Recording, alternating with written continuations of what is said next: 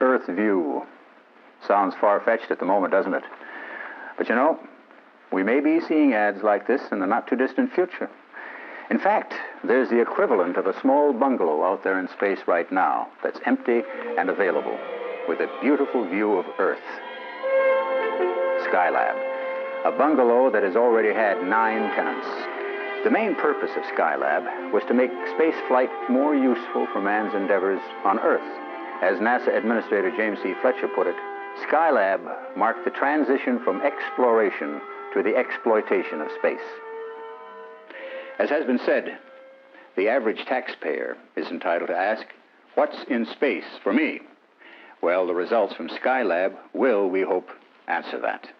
Let's take a look now at the development of the Skylab space station itself.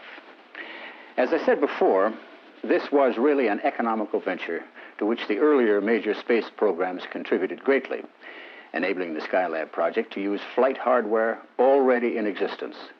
It's 48 feet tall and 22 feet across, with a 13,000 cubic foot interior, 10,000 cubic feet of working space in the main section alone, the equivalent of a small family bungalow.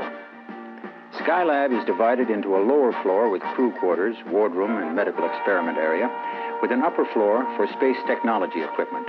The multiple docking adapter provides docking ports for the command module, as well as housing the control console for the solar telescopes, and a series of cameras for conducting Earth resources observations. The command module, used to take the astronauts to and from Skylab, is identical with that used on the Apollo flights, and left over when that program was cut back. So, as we can see, much of the hardware needed for the Skylab program was already available. The Unmanned Orbital Workshop was launched in May of 1973 atop a Saturn V rocket from Pad A, right here at Kennedy Space Center in Florida. 10, 9, we have ignition sequence start. The engine's now building up to 7.7 million pounds of thrust. We have a launch commit, and we have a liftoff. The swing arms moving back. When the flight was scarcely a minute old, a serious problem developed with the workshop. Mounting temperatures in the workshop indicated the failure of the meteoroid shield, which was actually torn off by the slipstream during launch.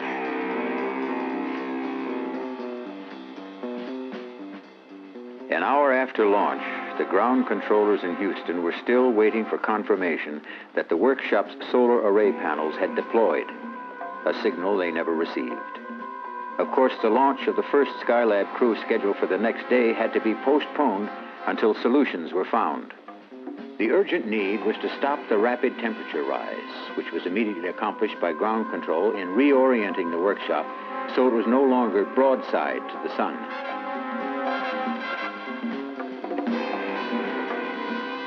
The next 10 days were hectic. Immediately, teams were formed to provide answers to the problems. A major objective was to design and fabricate a thermal shield that could be deployed on the workshop to make Skylab habitable. Throughout the United States, teams worked round the clock in an all-out effort to perfect such a design.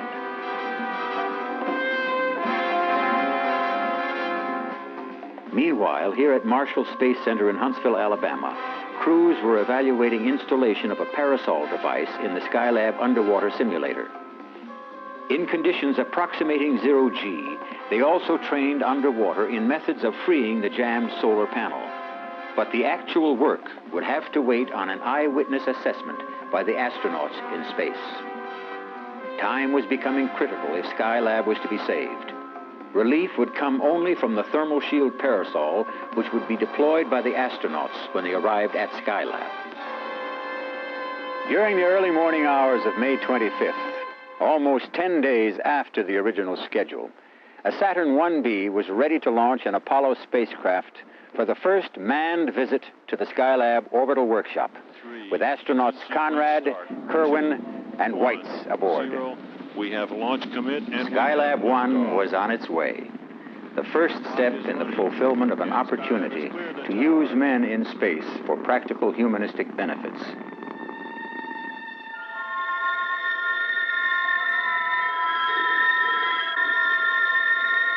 By mid-afternoon, the crew rendezvoused with Skylab and performed a televised fly-around to assess the damage.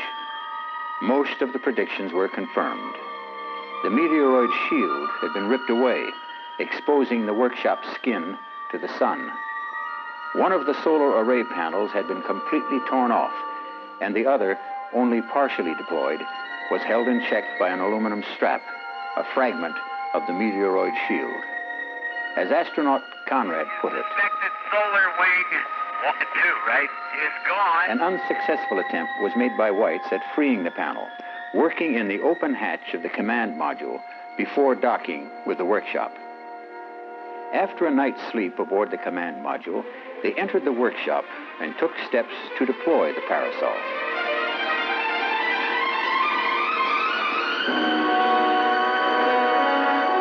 In mission control, optimism that the mission would be saved wasn't long in coming, as external skin temperatures began dropping rapidly, and within the workshop, too, they had started to fall. The parasol was doing its job, but there was still a shortage of electrical power. The stuck solar wing would have to be pulled out fully. Thanks to the work of the backup crew at Marshall, where procedures were worked out for freeing the solar panel. It's all the attention I can take. Astronauts Conrad and Kerwin went on their first spacewalk to repair the damage. This took 3.5 hours, and it was difficult work. But man prevailed, and they were able to sever the strap and pull out the panel. Let go, let go, let go. All right, I've got it.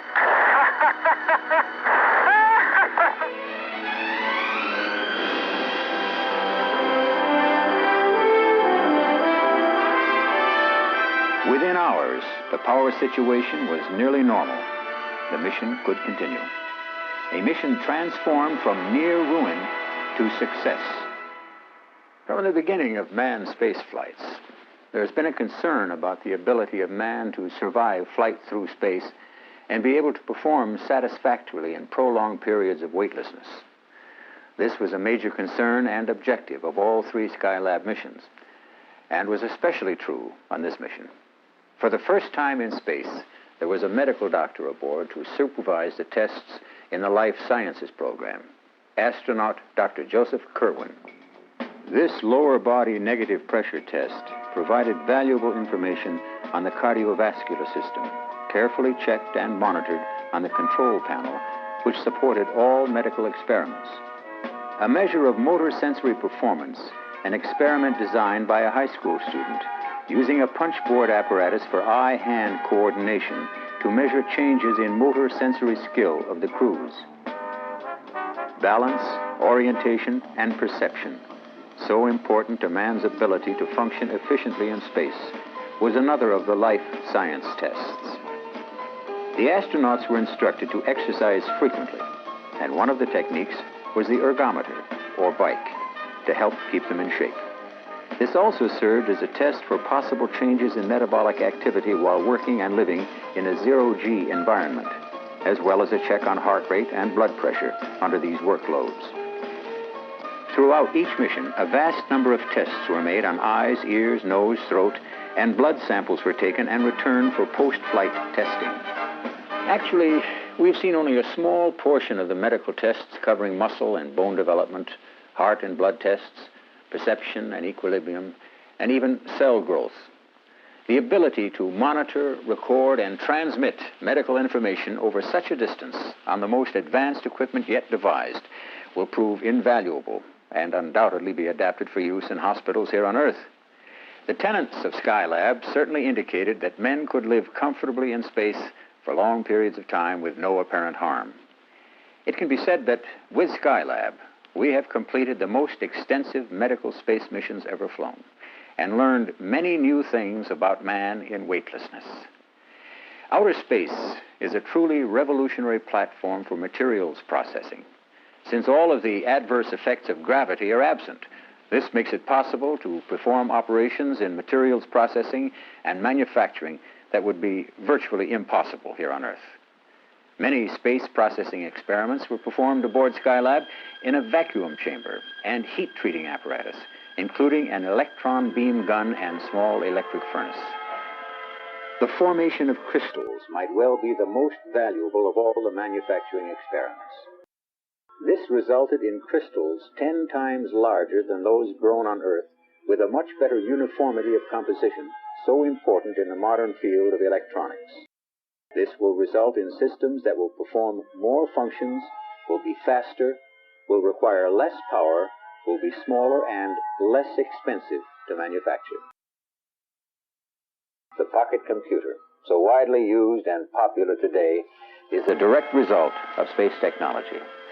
As Professor Harry Gattos of MIT says, it is no longer a matter of speculation that materials processing in space presents one of the greatest opportunities ever afforded to benefit mankind. And kids, when it comes to blowing bubbles, how about this?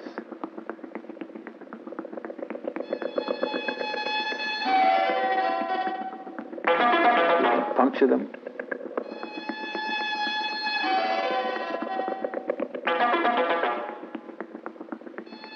Pull them and pick them up, but they still won't break.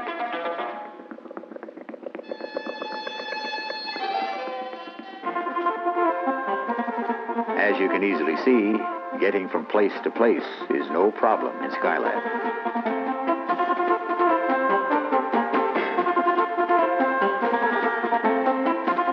Weightlessness can be lots of fun, too, as Pete Conrad shows as he exercises, much like a squirrel in a cage.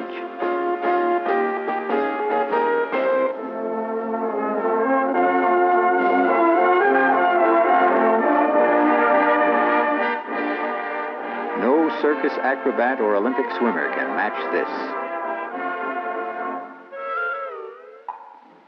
We all know Alan Shepard was the first to play golf on the moon. Well, here's the first space ball game ever played.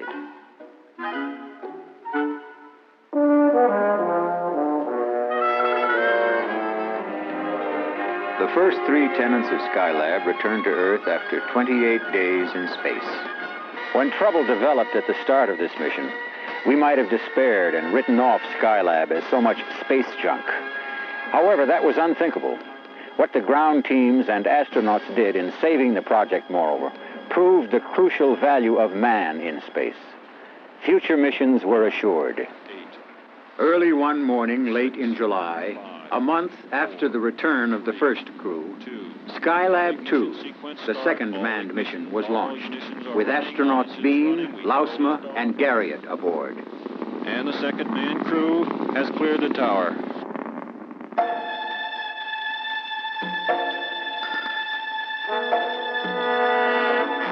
During the 8-hour chase of Skylab, one of the 4 thrusters used for maneuvering their command module sprung a leak. Mission Control ordered the astronauts to shut the leaking assembly down. Bean still managed to dock perfectly.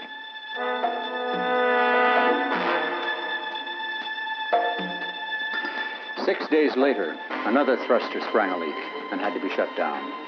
The thrusters are needed to orient the capsule so that its main rocket can fire in the right direction for safe re-entry and return to Earth. For the first time in the manned space program, NASA had developed the ability to perform a rescue in space from a disabled vehicle. Round-the-clock preparations were immediately begun to activate the Skylab rescue vehicle, the rocket assembled, and an Apollo craft modified. The Saturn 1B rocket was rolled out to the pad, ready to launch the rescue ship into orbit. Meanwhile, the 2 leaks were found to be unrelated and not, as feared, indicative of a general system breakdown. Computer studies and ground simulations showed that the capsule could be steered with half its operating thrusters, and the astronauts were told they could stay aloft for the 59 days as planned and continue their scientific studies and experiments. The most important package of scientific instruments on Skylab was the 12-ton telescope mount with its 8 solar telescopes to permit a study of the sun. The importance of these studies and benefits cannot be exaggerated, especially when we consider the natural resources and energy crunch that is upon us today. The possibility of this research teaching us how to better harness this energy to power our cities and homes with an inexhaustible supply of clean, non-polluting power becomes a major goal. When people think of astronauts, they usually visualize them as high-ranking military officers and daring test pilots, forgetting that some are also scientists with advanced degrees in physics, electrical and aeronautical engineering, and medicine. The value of men in space as true scientific partners in space science research is most evident in the Solar Studies program, because that allowed photographic film to be used, resulting in spectacular photographs being returned to Earth. Pictures such as this can only be made from space above the Earth's atmosphere with a special instrument, a spectroheliograph. Notice the comparison of the size of Earth with the large eruption of the sun's atmosphere. Other wavelengths were used to help follow changes in the sun apparent when this photograph was analyzed. Such X-ray photos permitted further coronal study, unveiling faces of the sun never before seen by Earth-bound observers, giving radically new knowledge of the sun and ways it may affect the Earth. Solar studies and stellar astronomy were features of all 3 Skylab missions, and this solar flare, photographed on the 3rd mission, was the most spectacular ever recorded, radiating more energy than has been used by man since the beginning of civilization. The sun has no energy crisis. It puts out the entire annual world energy demand thousands of times each second. This gives added meaning to the words of Wernher von Braun when he said, "We hope one of these days to harness this energy on Earth." High priority was also placed on a machine that would allow an astronaut to move freely about outside a spacecraft.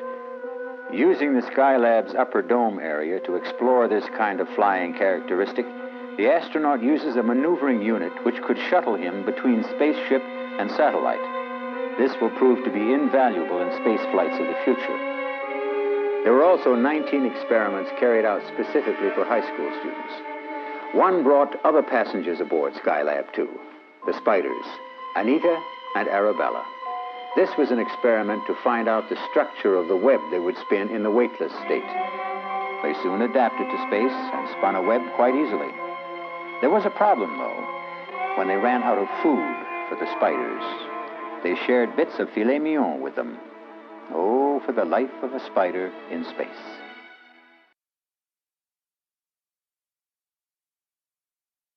The Skylab 2 crew spent almost 14 hours in spacewalk, augmenting the parasol with a twin-pole sunshade, changing film for the solar telescope, and retrieving canisters containing over 77,000 pictures of the sun from outside the workshop.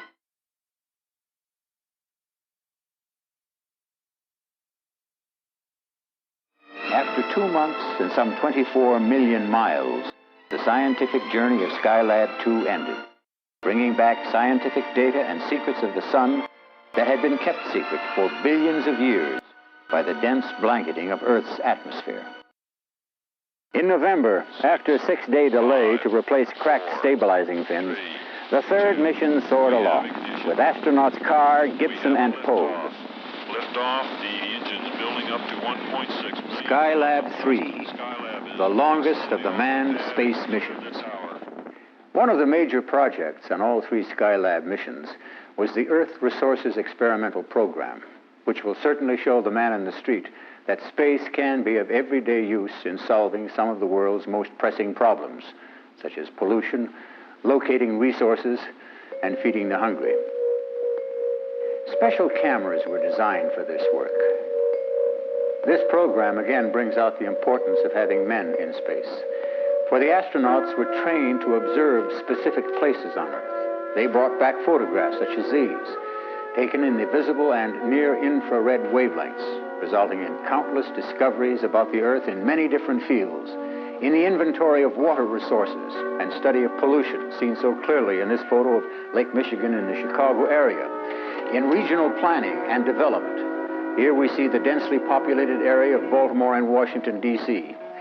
Information obtained will result in better warnings given of impending storms, such as the astronauts observed from space in the Caribbean and Pacific.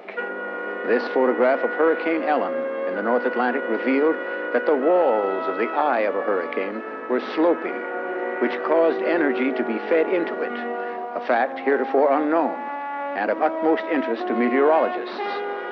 In agriculture, for crop census and yield, soil moisture, and crop infestation. For example, in photographs of the desert areas of Africa, discoveries were made of the extent of damage caused by drought and incorrect cultivation methods.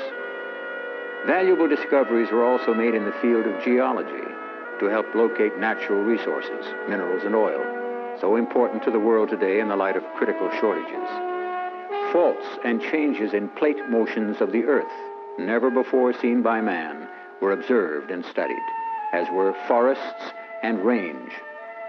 Oceanography, the study of current flows and eddies, such as the Falkland Current, never before photographed. Aids to ship navigation, to lessen the possibility of damage to cargo and ships, and reduce the chance of major oil spills. Mapping, especially in such areas as this in South America, never before done accurately. This perspective from an orbiting spacecraft, such as Skylab, gives us a better way to inventory and monitor our resources, and provides us with information at a cost we can afford. While it will take years to study and analyze the thousands of pictures taken from Skylab, we cannot overestimate their actual value in improving our life here on Earth.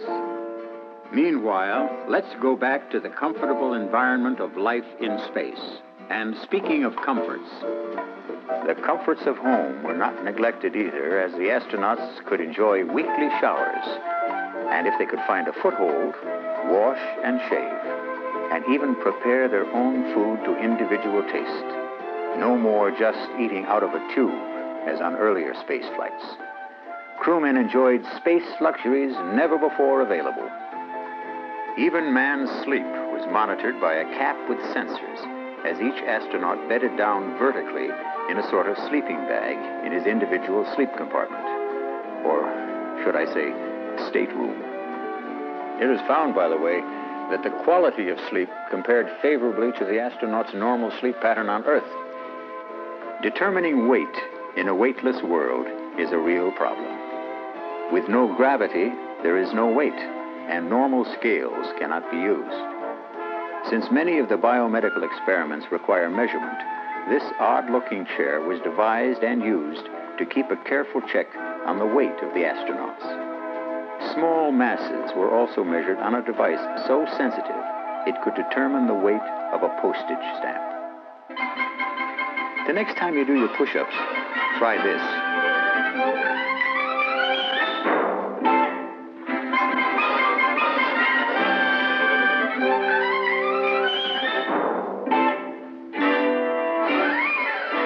Quite a chore when the astronauts got ready to go outside for a spacewalk. Fast action photography, however, makes it look easy. It is much like suiting up Junior to go play in the snow.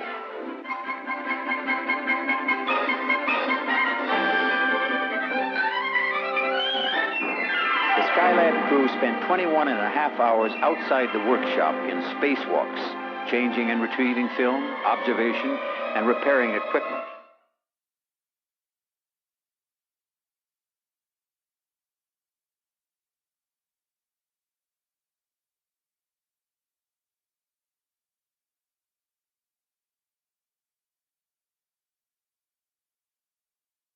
Of which the most noteworthy was the comet Kohoutek. While its observations from Earth were not as spectacular as hoped for, Skylab's solar telescopes plus 2 spacewalks with portable cameras gained amazing results. Actually, the Skylab instruments were the only means available to scientists anywhere to observe the comet during its close passage to the sun, as this stop-motion film shows.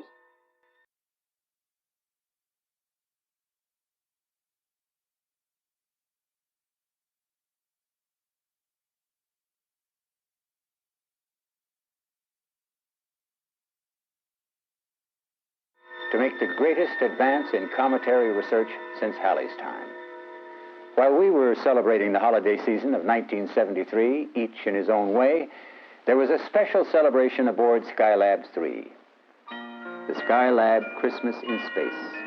And of course, that included the stockings, hung by a very unusual Christmas tree, painstakingly constructed out of food cans and decorated by the astronauts with a very special star on top, Comet Kohoutek. And now, a Christmas message from space, showing concern for people everywhere. From the Skylab 3 crew, we wish to extend to people around the world the message of peace, goodwill, and human understanding. After setting a new record of 84 days in space, the third manned Skylab mission ended with a splashdown and recovery in early February of 1974. It's impossible to single out one thing as the most important among the more than 2,400 experiments performed during the Skylab missions on a flight path that covered almost 75% of the Earth's surface. It is certain, however, that Skylab has established a basis of factual data for the design of future space systems and the planning of future manned operations in space. Even more important, it has demonstrated that man has important work to do in space. And for humanity in general, there is no doubt that this use of space makes an important contribution in allowing man to manage his affairs here on Earth more in harmony with nature. Before the crew left the space bungalow, they configured it for a possible revisit by somebody, perhaps by the future space shuttle, or as the space administrator said, a little green man from space. The orbital workshop will continue in a 270-mile-high orbit for 10 years or more. It's up there right now. Maybe you'd like to be the next tenant. 4 rooms, beautiful Earth view.